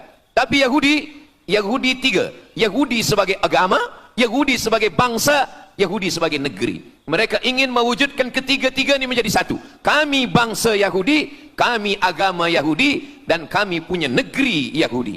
Itulah keinginan mereka. Maka mereka sedang menantikan raja mereka. Raja mereka adalah Al-Masih Ad-Dajjal. Dan Al-Masih Ad-Dajjal ini akan turun kalau syarat-syarat ini mereka penuhi. Kata Syekh Fargallah dalam subjek Al-Milal wan Nihal. Maka yang pertama diminta oleh Al-Masih Ad-Dajjal ini adalah semua Yahudi kembali kepada bumi Israel. Mereka mengatakan itu bumi punya dia, dan semua akan kembali. Rupa-rupanya mereka tiada punya negeri. Sama macam nasib orang Kurdi. Kurdi ada di Turki, Kurdi ada di Irak, Kurdi ada di beberapa belahan bumi. Syekh Amin Al-Kurdi, mursyid tarekat Naqsabandiyah di Mesir, orang Kurdi, tapi duduk di Mesir. Syekh Muhammad Said Ramadan Al-Buti, orang Kurdi, tapi duduk di Suriah. Salahuddin Al-Ayyubi, orang Kurdi, tapi dia raja di Mesir. Mereka pun di seluruh dunia ada, tapi mereka tak ada punya negeri. Maka mereka ingin mengambil Palestina, mereka ingin kembali ke negeri yang menurut mereka inilah adalah hadiah daripada Tuhan, kerana Tuhan kalah bertarung dengan nenek moyang mereka bernama Israel menurut hikayat mereka. Yang ini semuanya adalah asatirul awalin, hanya dongeng-dongeng nenek moyang mereka zaman silam. Lalu kemudian datanglah Theodor Herzl menghadap kepada Sultan Abdul Hamid, Sultan Turki. Mereka ingin membayar dengan ratusan keping emas. Apa kata Sultan Abdul Hamid? Dulu Palestina itu diambil dengan darah dan nyawa, maka saya tidak akan memberikannya dengan emas. Lalu kemudian apa yang terjadi? Mereka menghalau Sultan Abdul Hamid dengan seorang lelaki bernama Mustafa Kemal Ataturk. Lalu kemudian hilanglah khilafah Islamiyah. Ketika khilafah Islamiyah tahun 1924 ini jatuh, hilang, tumbang, maka ketika itu umat Islam tidak lagi ada pelindung. Dan ketika itulah mereka mengambil Palestina. Mereka merebut, mereka mengambil, seperti yang dikatakan Sayyidina Muhammad sallallahu alaihi wasallam, kamu akan diperebutkan seperti makanan yang ada di atas meja makan. Satu mengambil kakinya, satu merebut kepalanya, satu mengambil dadanya, dan tercabik-cabik, dicakar, dimakan, dipotong. Tak ada satu pun yang peduli. Alhamdulillah, kita malam ini masih peduli. Kita sedang mengajarkan kepada belia-belia, kita sedang mengajarkan kepada pemuda-pemuda Islam. Mudah-mudahan sampai anak cucu kita sampai hari kiamat masih lagi peduli kepada Palestina, insyaAllah. Allahu Akbar. Semua Yahudi kembali ke Palestina. Maka sekarang mereka sudah berkumpul. Berapa jumlah mereka? 9 juta Yahudi sudah berada di Palestina. Itu syarat supaya Al-Masih itu turun. Sebab Al-Masih tidak mahu turun kalau Yahudi-Yahudi ini tidak kembali ke Palestina menurut mereka. Maka Yahudi dari Rusia kembali, Yahudi yang ada dari Amerika kembali semuanya. dari mulai tahun 1946 sampailah hari ini 2025, tahun hadapan 2026, 80 tahun lamanya mereka sudah berkumpul menunggu kedatangan Al-Masih dengan cara berkumpul. Dan mereka yang datang ini hanya keturunan Yahudi dari puak ibunya saja. Yahudi ini tidak menerima dari puak ayah. Jadi kalau ada ayahnya Yahudi, emaknya tak Yahudi, dia tiada diterima. Sebab mereka guna dari puak ibu. Maka bila ibunya Yahudi, maka dia akan diterima. Ada satu Yahudi yang tidak diterima. Yahudi Falasha dari Afrika. Yahudi Falasha ini datang, mereka dari Ethiopia, mereka menyeberang ke Sudan. Dari Sudan mereka masuk ke Mesir, dan mereka datang ke Palestina. Mereka pun nak masuk juga, tapi mereka tertolak. Sebab dia mengaku Yahudi, tapi kulit dia hitam. Saya tak tahu di tempat kita, tapi di tempat saya banyak juga Yahudi, namanya Yahudi pesek. Kulit dia hitam, hidung dia pesek, tapi otak dia Yahudi. Ini lebih berbahaya lagi, mereka menyebarkan kebencian. Jadi sebenarnya Yahudi adalah makhluk yang paling unsuri, rasisme. Mereka tiada menerima selain daripada Yahudi. Siapapun yang datang ingin mengaku orang Yahudi, kalau ditengok nasabnya tidak sesuai daripada ibu, dia tidak akan diterima. Sedarlah wahai orang yang membela-bela Yahudi. Wahai orang yang membela Yahudi, kalau kamu bukan Yahudi, maka kamu tidak akan diterima. Kerana Yahudi adalah agama, Yahudi adalah bangsa, dan Yahudi adalah negeri. Mereka ingin mewujudkan ini. Maka berdatanganlah Yahudi beramai-ramai, lalu mereka pun turun ke Palestina. Sampai hari ini mereka terus berdatangan. Lalu kemudian yang kedua, syarat Yahudi didatangi oleh Al-Masih, Mesias, mereka mesti menanam tanaman yang hijau. Jadi kalau mereka bayangkan Al-Masih ini sedang berada di langit, dia selalu memandang ke bawah, dia tengok Yahudi dah berkumpul atau belum. Kalau berkumpul dia tak nak turun. Bila dah berkumpul semua ramai, baru dia turun. Dah berkumpul 5 juta, dia belum juga turun. Dah berkumpul 9 juta, dia belum juga turun. Rupanya yang kedua, dia ingin supaya tanah Palestina itu hijau. Bila nanti dah hijau semua, baru dia turun. Dan tanaman yang hijau itu pun dia yang memilihkan tanamannya. Tanamannya adalah yang disebutkan Nabi 14 abad silam, Syajaratul Gharqad. Nanti semua akan membela umat Islam. Sampai-sampai batu berkata, apa kata batu? Ya abdallah, wahai hamba Allah, hadza Yahudi khalfi, ini di belakang saya ada Yahudi, faktulhu, bunuhlah dia. Kata Nabi, jangankan manusia, batu pun membela umat Islam. Batu akan berkata, ya abdallah, wahai hamba Allah, hadza Yahudi, ini di belakang saya ada Yahudi, faktulhu, bunuh dia. Tapi ada satu yang membela mereka. Siapa dia? Syajaratul Gharqad, pokok kayu Gharqad. Allah menunjukkan sampai hari ini mereka menanam pokok Gharqad ini. Saya belajar ke Mesir tahun 1998. Musim panas tahun 1999, saya pergi ke satu kawasan bernama Aris. Selepas itu pergi ke sebuah kota, kota ini bernama Rafah. Rafah ini dibagi dua, setengah diambil oleh Yahudi, setengah lagi diambil oleh Mesir. Dari sempadan ini kita boleh menengok hijau. Lalu saya pun bertanya kepada ulama yang mendampingi kami, Tuan Syekh, itu pokok apa yang hijau? Kata Syekh, itulah pokok yang disebutkan Nabi Muhammad sallallahu alaihi wasallam. Pokok itu bernama Syajaratul Gharqad, dan mereka memang menanam pokok itu sekarang. Supaya apa? Supaya Al-Masih menengok dari atas, bila dia tengok dah hijau, dia pun akan turun menurut keyakinan Yahudi. Yahudi sudah berkumpul 9 juta orang. Pokok Gharqad sudah ditanam, sudah. Ada lagi. Apa dia? Mesti menghancurkan Babilonia. Babilonia adalah raja yang dulu menghancurkan kerajaan Yahudi. Nama rajanya Nebukadnezar. Nebukadnezar dari Babilonia menghancurkan kerajaan Yahudi. Maka Yahudi ini pendendam.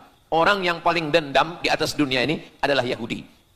Nebukadnezar sudah lama musnah, tapi dendam mereka kepada Irak sampai hari ini. Babilonia itu adalah Irak. Maka siapapun yang menjadi penguasa, pasti mereka akan perintahkan untuk menghantam Irak. Dari mula George Bush sampailah sekarang, Irak selalu dihantam. Dituduh bahwa Irak ada punya senjata membunuh manusia. Mereka katakan bahwa Saddam Hussein ini ada memiliki senjata yang boleh menghancurkan peradaban manusia.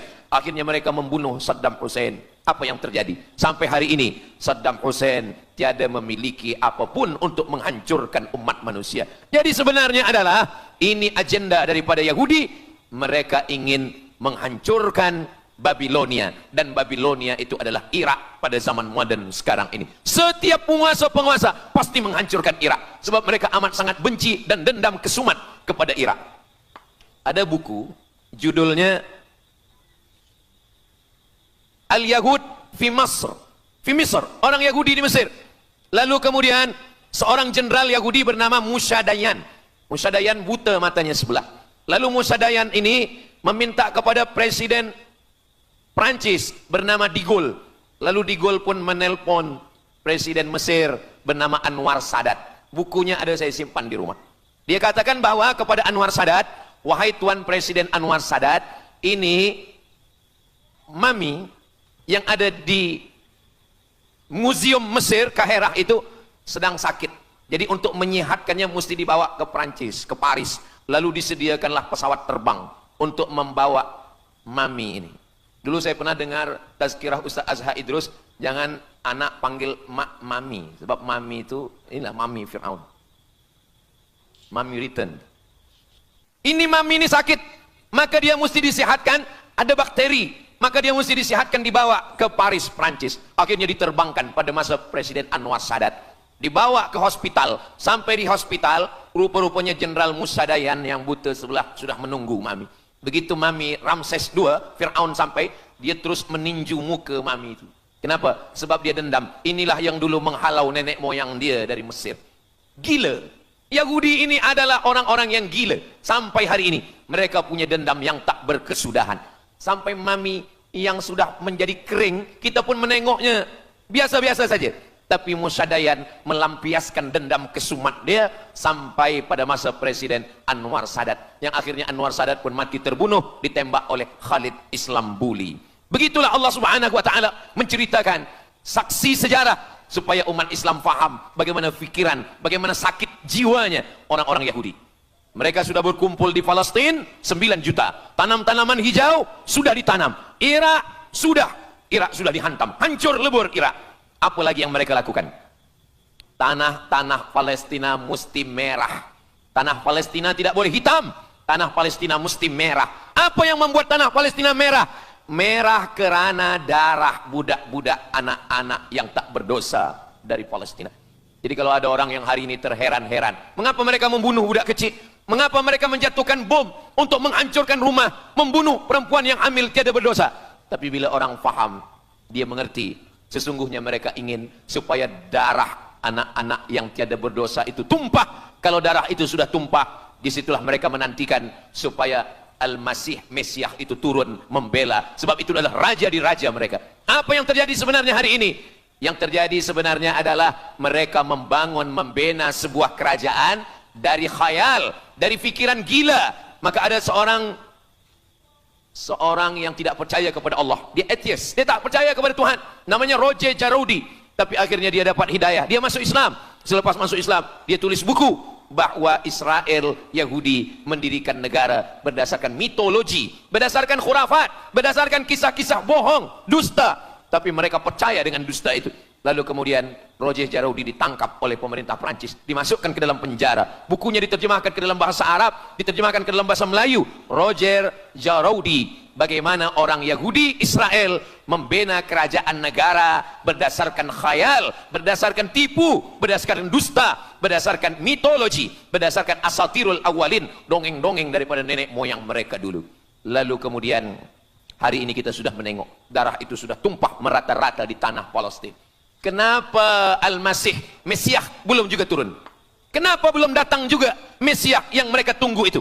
Rupanya ada syarat lagi yang belum. Apa dia? Mereka mesti membina satu yang disebut dengan Haikal Sulaiman, Temple of King Solomon. Mereka meyakini bahwa raja mereka adalah Solomon, dan dia ada sebuah kuil yang mereka sebut, mereka tulis bukunya, Temple of King Solomon. Di mana letaknya? Letaknya adalah di atas Al-Masjidil Aqsa. Mereka ingin menghancurkan Al-Masjidil Aqsa, diratakan dengan tanah. Nanti mereka akan bina Temple of King Solomon. Selepas itu mereka siapkan satu kerusi singgasana. Selepas itu nanti barulah turun Al-Masih, Mesiah yang dijanjikan. menurut mereka. Yang semuanya ini adalah dusta, bohong, tipu daripada Zionis, kerana mereka ingin menguasai dan mereka ingin membuat sebuah negara yang sangat besar, yang negara itu disebut dengan The Great Israelian, Israel Raya. Dia dari 2 sungai. Biasanya orang membuat map itu rahasia. Map biasanya rahasia yang disimpan, tapi orang Yahudi Israel, mereka buatkan mapnya di dalam bendera mereka. Kita membuat sesuatu yang rahasia kita simpan, tapi mereka membuat satu garis biru di atas, satu lagi garis biru di bawah. Yang di atas itu adalah sungai Nil di atas, dan yang di bawah itu adalah sungai Efrat. Sungai Nil di atas, Afrika Utara, Mesir. Sungai Efrat di bawah, sungai Efrat ada di Irak. Lalu di tengah itu ada bintang segi 6. Apa maknanya? Mereka ingin membina sebuah kerajaan yang luasnya dari Nil hingga ke Efrat. Itulah kenapa ketika mereka membuka embasi di Kairo, ketika Israel membina embasi di Kairo, ini sungai Nil, ini bagian atas, ini bagian bawah. Kerajaan Mesir membagi embasi Israel tanah di bawah sungai Nil. Mereka tidak mau. Mereka ingin membina embasi di atas sungai Nil. Kenapa mereka tidak mau membina embasi di bawah sungai Nil? Karena menurut mereka di bawah sungai Nil adalah negeri kami. Masya Allah, sangat luar biasa tausiah yang sudah disampaikan oleh guru kita Al-Ustaz Abdul Somad. Sahabat beriman yang dimuliakan Allah, tetaplah di channel ini karena kajian ini belum selesai dan masih banyak lagi hal-hal menarik yang akan disampaikan oleh beliau. Mari kita lanjutkan kembali. Selamat mendengarkan. Orang membina embasi hanya di luar daripada kerajaannya. Jadi sebenarnya menurut pengakuan mereka, Mesir yang ada sekarang, semua yang ada di bawah Nil hingga ke Efrat Irak, itu adalah kerajaan mereka, yang kalau mereka mewujudkan itu nanti, mereka akan menjadikan semua manusia ini sebagai keledai tunggangan. Alhamdulillah, itu disampaikan oleh Syekh Fargallah. Lalu kemudian kami membacanya, mempelajarinya, beliau bacakan di kelas, dan hari ini saya amat sangat bersenang hati. Tapi kita tetap susah hati dengan Palestina. Saya merasa senang hati sebab saya boleh menyampaikannya kepada para belia pemuda muslimin muslimat yang hadir malam ini. Macam mana suara saya, jelas tak jelas? Jelas. Yang saya sampaikan ini boleh faham? Alhamdulillah. Yang tak faham nanti faham sendiri insyaallah. Begitulah Allah Subhanahu wa taala. Saya dulu pernah berjumpa dengan Syekh Muhammad Jibril. Lalu kemudian saya tanya Syekh Muhammad Jibril, "Syekh, kenapa Allah membinasakan kaum Ad, kaum Samud, kaum Madian? Wa ila Samud akhahum Salihah, wa ila Madyana akhahum Syuaiba, wa ila Adin akhahum Huda." Madian, Samud, Ad, semuanya musnah. Iram dzatil imad, Iram hilang semuanya. Tapi kenapa Yahudi ini masih ada sekarang? Kenapa Allah tak musnahkan? Kata Syekh Muhammad Jibril, Allah Maha Kuasa untuk memusnahkan Yahudi Israel. Senang saja bagi Allah. Innama amruhu idza arada syai'an ayyaqula lahu kun fayakun. Yahudi Israel mati semua rata dengan tanah. Satu jeritan malaikat mati mereka semua. Allah goncangkan bumi, habis mereka ditelan bumi. Ya bunayya, wahai anakku, kalaulah Israel Yahudi ini mati, lalu kamu masuk surga dengan apa, kata dia. Sebenarnya Allah masih menyisakan Yahudi ini supaya kita berjuang. Sekarang ada umat Islam yang amat sangat lemah. Dia bukannya ikut berjuang, tapi melemahkan perjuangan orang. Bila ada umat Islam yang berkumpul beramai-ramai, solidariti tentang Palestina, dia berkata, katanya Allah Maha Kuasa, kenapa Allah tak binasakan? Dulu, arsalna alaihim tayran ababil, datang burung ababil, tarmihim bi'ijaratin min sijil. Mana ababil sekarang? Kenapa Allah tak kirimkan ababil? Saya pun pernah tanyakan ini kepada masyayikh, Syekh, kenapa Allah tak kirimkan ababil? Dulu ketika Abdul Muttalib memegang kunci Ka'bah, masa itu tak ada orang beriman. Abdul Muttalib bersendirian, lalu kemudian dia datang ke Ka'bah, dia letakkan kunci itu. Ya Allah, inna lihadzal baiti rabban yahmih. Saya sendiri seorang saja, saya tak sanggup untuk menolong Ka'bah. Inna lihadzal baiti rabban yahmih. Ka'bah ini ada pemiliknya, Ka'bah ini ada pelindungnya, Allah akan melindungi. Itulah mengapa Allah mengirimkan alam tara kaifa fa'ala rabbuka bi ashabil fil alam yaj'al kaidahum fi tadlil. Kenapa Allah kirimkan tayran ababil? Karena tidak ada orang beriman, hanya Abdul Muttalib sendiri. Tapi sekarang 2 miliar orang beriman yang bersyahadat asyhadu an la ilaha illallah wa asyhadu anna muhammadan rasulullah. Itulah kenapa Allah tidak mengirimkan tayran ababil. Itulah kenapa Allah tidak membuatkan goncangan. Itulah kenapa. Tapi sedikit banyak Allah mulai menurunkan pertolongannya. Kalau sudah datang pertolongan Allah Subhanahu wa taala, idza jaa nasrullah, kalau sudah datang pertolongan Allah, idza jaa nasrullah wal fath, kemenangan. Wa ra'aitan nasa yadkhuluna fi dinillahi afwaja. Insyaallah, alaysa subuhu biqarib. Subuh tak lama lagi. Pertolongan Allah pasti datang. Nasrum minallah wa fathun qarib. Hasbunallah wa ni'mal wakil. Ni'mal maula wa ni'man nasir. Wala haula wala quwata illa billahil aliyil azim. Kalau kita seorang cikgu, kalau kita seorang ulama, sampaikanlah kepada umat. Sebagai seorang ayah, sampaikan kepada anak. Sebagai seorang ahli keluarga, kita mesti ingatkan, buatkan baju dengan lambang, simbol, bendera penderitaan Palestina. Kalau kita menonton dengan keluarga di rumah, tontonkan bagaimana penderitaan anak-anak di Palestina. Saya di rumah ada gambar besar, gambar Palestina. Sehingga setiap kali tamu datang, kita bercerita, dia tanya, ini gambar apa nih Ustaz? Inilah gambar saudara kita yang sedang teraniaya di Palestina. Malam ini kita guna sorban. Kita pakai sorban yang mengingatkan kita kepada Palestina. Apapun yang kita lakukan, jangan lupa menyampaikan khutbah Jumat. Qunut nazilah. Allahumma ansuril Islam wal muslimina fi Palestina. Silahul mu'min. Ad-du'a silahul mu'min. Kalau kita tiada senjata lagi, maka sesungguhnya doa. Man lam yahtam bi amril muslimin. Siapa yang tak peduli kepada penderitaan saudaranya di Palestina, falaisa minhum. Dia tidak diakui sebagai umat Nabi Muhammad sallallahu alaihi wasallam. Orang beriman bukan setakat sembahyang subuh, zuhur, asar, maghrib, isya. Orang beriman bukan setakat ditengok berapa kali dia ke Baitullah haji dan umrah. Tapi orang beriman, bagaimana perasaan dia kepada saudaranya. Maka kata Nabi SAW, la yu'minu ahadukum, kamu tidak beriman, kalaupun kamu beriman, belum sempurna, hatta yuhibba li akhi, sampai engkau sayang kepada saudaramu. Ma yuhibbu li nafsih, sayang kepada saudara seperti sayang pada diri sendiri. Kalau anak saudara kita di Palestina teraniaya, kita lebih teraniaya. Kalau pipi kita dicubit sakit, begitu juga dengan saudara kita di Palestina. Kita memang hidup pada zaman yang susah, yang payah. Beruntunglah datuk nenek moyang kita 100 tahun yang lampau. Mereka selamat dari fitnah ini. Tapi kita pun tak boleh mengutuk nasib. Mengapa saya hidup sekarang? Kenapa kami hidup tahun 1447 ini ya Allah? Tentu ada hikmahnya. Allah hidupkan kita hari ini. Kenapa saya tak hidup zaman Nabi? Kalau ada pemuda belia sekarang datang kepada Ustaz Abdul Somad. Ustaz Somad, kenapa saya tak hidup zaman Nabi? Kalau saya hidup zaman Nabi mungkin saya baik. Kamu yang komplain kepada Allah, kalau kamu hidup zaman Nabi mungkin tidak ikut Nabi, ikut Abu Lahab, ikut Abu Jahal. Kita dihidupkan Allah hari ini. Kita masih bersama dengan guru kita, Al-Fadhil Ustaz Azhar Idrus. Kita masih bersama dengan orang-orang baik, orang mulia. Alaikum bil jamaah. Kata Nabi SAW, man syadza finnar, jangan bersendirian. Sendirian masuk neraka. Kita mesti berjamaah. Alhamdulillah. Yang ada kuasa dengan kuasanya, yang ada fatwa dengan fatwanya, yang ada ilmu dengan ilmunya.